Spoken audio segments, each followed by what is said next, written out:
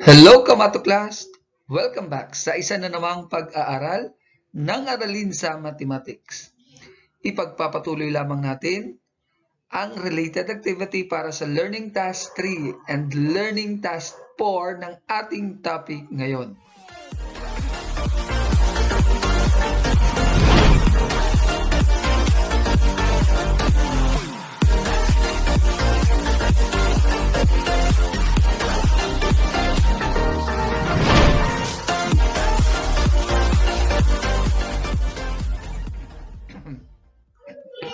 Our topic is linear equations and inequalities in one variable, particularly with week 7 learning task 3 and 4. So related topic yung makikita natin sa aralin natin ngayon. And let's start.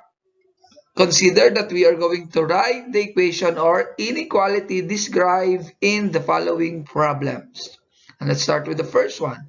Angel's age is twice the age of Vince. The sum of their ages does not exceed 30. So, syempre, dahil ang pinag-uusapan dito ay age, i-represent muna natin ang x as the age. So, kung papansinin natin ang problem, so, mas bata si Vince. So, yan ang i-represent ngayon natin na x. Dahil ang sabi, Angel's age is twice. So, ito naman twice, 2x naman yung gagamitin natin. Okay, ngayon, kung titignan natin ang problem, ang kasunod is the sum of their ages. Ibig sabihin, kakailanganin natin ng plus yung kanilang ages, which is x plus 2x. At ang sabi, not exceed 30. Ibig sabihin, hindi lalampas ng 30. Kung hindi lalampas ng 30, dapat siya ay less than. So, dahil hindi lalampas ng 30, hindi rin naman binanggit sa problem na hindi siya equal to 30. Kaya ang gagamitin natin ay less than equal to 30. So, ang sagot natin is x plus 2x is less than equal to 30.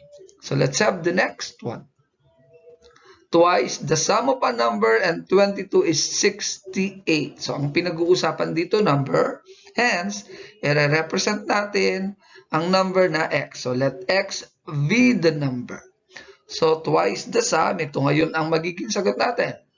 Twice, ibig sabihin, ito yon, the sum of a number and 22 is 68. So, again, twice the sum of a number and 22 is 68. So, saan nasusundan natin? Okay, let's start with number 3. If you cut an 80 centimeter wire into two such that one part is 1/3 of the other. So, ngayon ang i-represent natin sa variable natin ay part of the wire. So, x uli yung ginamit natin. So, let's start with this. So, tingnan natin. If you cut an 80 centimeter into two. So, ibig sabihin magiging dalawang part. Ito yung isa at ito yung isa. Okay, that one part is 1/3. Ito yon, 1/3 of the other. So, kung ito yung first part, so yung other part ay 1/3 of the other, which is equal to 80. Okay, so let's have the next one. The sum of two consecutive even integers is 186. So, number uli ang pinag-uusapan, pero dalawang integers or even integers ang pinag-uusapan. So, i-represent natin yung una na x. So, represent the number. Eh, paano yung isang integer? So, ang isang integer natin ay x plus 2. Okay, bakit naging x plus 2? Let's check. So, maglagay tayo ng sample. 2 and 4 are even integers. So, kung ito ang x, para maging 4, itong 2, kailangan ng plus 2. Lamang ng dalawa. Hence, x plus 2 ang magre-represent sa kanya. Okay, so we have this. So, kaya kung ito ay x, tama yan. So, ibig sabihin, kung ang x ay 2, pag ito, ibig sabihin 2 plus 2, 4. So, ibig sabihin, talagang ang ating representation is x at saka x plus 2. So, the sum, ibig sabihin, we need to add x plus 2. Ang sagot ay 186. Okay, let's have the next one. The sum of 3 consecutive integers is not more than 102. So, consecutive integers. So, hawig lang yan dun sa number 4. So, x ang represent the number. Dahil siya naman ay magkasunod lang, so x plus 1 na lang. Kasi lamang yung pangalawa ng isa dun sa unang number. So, syempre, ang susunod na number ay x plus 2 na. Sana nasusundan natin. Same with the process na ginamit natin dito. Pakita nga natin. So, we have, kunyari, ito 1, para ito yung pinakamadali na number, 2, tsaka 3. So, kung x yung una, papansin mo, lamang na ito ng isa doon. Kaya, ayan ay x plus 1. Again, kung x yung una, lamang na ngayon itong pangalawa ng isa doon. So, ang susunod naman ay x plus 2. Para lamang naman ng dalawa doon. Okay na? Sana nasusundan. Ang sabi, not more than. So, gagamit tayo na less than. So, ito yun, the sum ng tatlong consecutive. Ito yung isa, ito yung pangalawa, ito yung pangatlo. Not more than, ibig sabihin less than. Equal. Hindi rin sinabi kasi na hindi equal, basta not more than. So, pwede ang equal. So, 102. Let's have the next. 11 subtracted from the quotient of a number and 4 is 35. So, yung 11, ang ating aalamin dito kung saan ilalagay. So, i-represent muna natin uli ang number na x. At ito yung sagot. Yung 11 na i-subtract. Sa quotient ng number, ito yung x. And 4, quotient, ibig sabihin, divide, kaya fraction. So, quotient ng x over 4, yan, minus 11 is 35. Let's have the next. If 10 is subtracted from 5 times a number, the result is at least 15. So, let x represent the number again. Sa nakaraan nating video, pag sinabi nating at least, it is greater than equal. Okay, so, if 10 is subtracted, ito yon, from 5 times a number, ito yon, the result is ito. Okay, so, sana na nasusundan natin. Again, if 10 is subtracted from 5 times a number, the result is at least, ibig sabihin, greater than equal to 15. Let's have the next one. The sum of 4 times a number and 17 is not more than 50. Okay? So again, i-represent uli natin sa number. X uli ang gamitin natin and this is the answer. The sum, ito yung add. 4 times a number and 17 is not more than. Ibig sabihin ng not more than is less than. Again, di rin naman binanggit na hindi pwedeng equal. So kaya tatanggapin natin yung equal. Less than equal 55. Next, 6 times the measure of an angle is an acute angle. So, let x represent the measure of an angle, and this is the answer. 6 times the measure of an angle. Ang measure of an angle ay x. Kaya 6 times the measure of an angle is an acute angle. Bakit less than? Kasi acute angle ang pinag-uusapan. So, para malaman natin na siya ay acute angle, so dapat siya ay less than 90 degrees. Let's have the 10th one. The circumference of a circle with radius x is at most 30. So, dito naman, ang kailangan natin ay formula ng circumference para makuha natin ang ating sagot. Okay, para makuha ang sagot, ito na yan. So, ito yan, 2 pi, nananatili yung symbol. Tapos, ito ay magiging x. Then, at most, ibig sabihin ay less than equal to 30. Okay, so at most ay less than equal ang ibig sabihin. Sa nakaraan nating video, mayroon na tayong representation like that. And let's have another learning task. And this time, we are going to find the value of x that will make the equality true or correct. So, gagawin natin true. Let's start with this one. X plus 4 is equal to 18. Kailan magiging totoong 18 ang x plus 4? So, anong ilalagay natin sa x? So, isip tayo ng i-add. So, yun ay 14 plus 4 is 18. So, therefore, ang value ng x ay 14. Hindi pa tayo nagkakaroon ng process ng solution. Paisip muna yung ginagamit natin kasi sa next video ay solving linear equation na. Kaya tinitingnan lang muna natin kung kailan magiging true. Let's have the next. 5x is equal to 30. Ano ang ita-times mo para maging 30?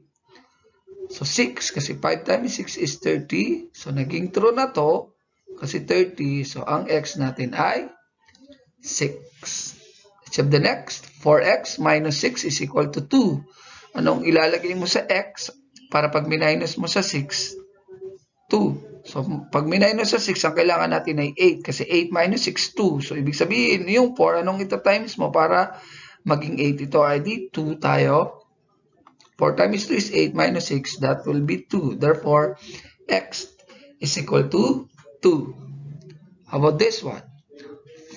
2 times the quantity x plus 7 is equal to 20. So, ano ang ita-times mo sa 2 para maging 20, di ba 10? So, dito tayo. Di para maging 10 ito, kailangan ito ay maging 3. Para 3 plus 7 ay 10, and 10 times 2, that will be 20. So, value ng x ay 3. Next, 4x plus 16 is equal to negative 4. So, 4x plus 16 is equal to negative 4. So, para ito ay maging negative 4 ang sagot, so, ito i-times natin sa negative 5. 4 times negative 5 is negative 20 plus 16 is negative 4. And therefore, x is equal to negative 5. Okay, how about this one? Find 3 values of x to make the inequality true or correct. So, let's start with the first example. Let us consider that we'll be working with x is less than negative 2. So, para makuha natin yung sagot sa ganitong inequality, so ang iisipin natin ano yung number na ipapalit sa x na dapat ay less than. Particular naman tayo sa number line. So, number line ang gagamitin ko kasi we are all particular with number line. So, sa number line, kung narito ang negative 2, so yung mga number na nasa kanan niya, mas mataas sa kanya. At yung number na nasa kaliwa niya, mas mababa sa kanya. So, greater yung nasa kanan, less than yung nasa kaliwa. So, in other word, para makuha natin ang sagot dito, ang kukunin natin ay ang mga number na nasa kaliwa niya kasi ang pinag-uusapan natin ay less than. So, kung ito ay negative 2, ang kalapit ng negative 2 ay negative 3, negative 4, at negative 5. At yun yung ating magiging sagot. So, pero tatlo lang naman ang inihingi. Pero kung i-extend nyo pa yan, pwede rin ng negative 6, negative 7, and so on. Okay, so let's have another one. How about 4x is greater than 0? So again, alin uli ang ipapalit natin sa x para maging greater than 0. So, dito naman, process of substitution yung gagamitin natin kasi ipapalit natin dito sa x. Pag minultiply, greater than 0 ba siya or less than 0 ba siya? So, unahin na natin, kunyaring isipin ang 0. Unahin na mismo natin itong 0. Parang dito, inuna natin yung 2, tinignan kung saan ang position. Dito naman, 0 ang unang i-substitute. Pag ipinalit mo ang 0 sa x, so 4 times 0, that will be 0. So, ibig sabihin, hindi pwede yon kasi magiging equal siya. Dapat greater than. So, pwede kang pumili sa kaliwa ng 0. Pwede kang pumili sa kanan ng 0. So, pag pumunta tayo sa kaliwa ng 0, pag negative 1 yan, so, ibig sabihin, 4 times negative 1, negative 4. So, hindi siya less than. So, hindi rin magiging true. So, dun tayo sa kabilang side. 1, try natin ng 1. 4 times 1 as the value of x. Ayan. So, 4 times 1, the answer is 4. So, at ang 4 ay greater than 0. So, ibig sabihin, true na ito. So, kaya ang 1 ay kasama kasi 1 yung ipinalit natin. So, pwede rin yung kalapit, 2 at 3. Kasi 4 times 2, 8, greater than 0 pa rin yan. 4 times 3 is 12, greater than 0. Pag i-extend pa, pwede rin ng 4, 5, 6, and so on. Okay, let's have the next one. X plus 3 is less than 9. So, again, anong ipapalit sa x? Anong i-add sa 3? Na kapag in-add mo, mababa pa rin sa 9. Okay, so yun tayo, ano? So usually, ang i-add natin dito para maging 9 ay 6. 6 plus 3, 9. Ay, hindi naman pwede yung equal, so less than. So ibaba natin kasi 6, ibaba mo. So pag binaba mo yung 6, so 5. So try natin ang 5. So 5 plus 3 kasi 5 ang ginawa nating value ng x. So ang sagot ay 8. At ang 8 ay less than 9. So ibig sabihin magiging true na kapag 5 ang ginamit natin. So ibig sabihin pababa tayo kasi yung 6 na na-try natin ay naging equal. So 5, pababa tayo. 5, 4, 3 pwede. So pwede rin ng 2, 1, 0, negative 1, and so on. Okay, so let's have the next. X minus 5 is greater than negative 2. So this time naman, ano ang ima-minus natin sa 5 na magiging greater than negative 2? So greater ang kailangan natin, ano, para makuha natin yung pinakasagot natin. So ang sagot natin is 4, 5, 6. Check natin kung bakit 4, 5, 6. Kapag na-try natin ng 4, try natin ng 4, 4 minus 5. And that is negative 1. So, ang sagot natin dito ay negative 1. At ang negative 1 ay greater than negative 2. So, ibig sabihin pwede. So, pwede rin ang 5 kasi 5 minus 5, 0. So, ang 0 ay greater than sa negative 2. Pwede rin ang 6. 6 minus 1 is 6 minus 5 is 1. Okay na tayo? So, pag binaba natin dito, pag ginawa natin 3, 3 minus 5, negative 2 yun. So, ibig sabihin equal siya, hindi siya greater than. Kaya 4 yung una nating ginamit. And so on again. Number 5, ano naman yung i-multiply natin sa x para maging less than negative 3. Ano-ano ang mga less than negative 3? Yung mga nasa kaliwa ng negative 3. Ang nasa kaliwa ng negative 3, negative 4, negative 5, negative 6, and so on. In other words, dapat ang maging sagot ay negative 4, negative 5, and so on. So, ito yung ating sagot. Negative 5, negative 6, negative 7. Try natin ang negative 5. 2 times negative 5. Na-try natin. Plus 6. So, ang sagot dyan ay 2 times negative 5 is negative 10. Plus 6 is negative 4. So, ibig sabihin, ang negative 4 ay less than sa ating negative 3. At ibig sabihin, magiging correct na siya dun sa ating inequalities. Okay, so that's all, Kamato class. God bless us.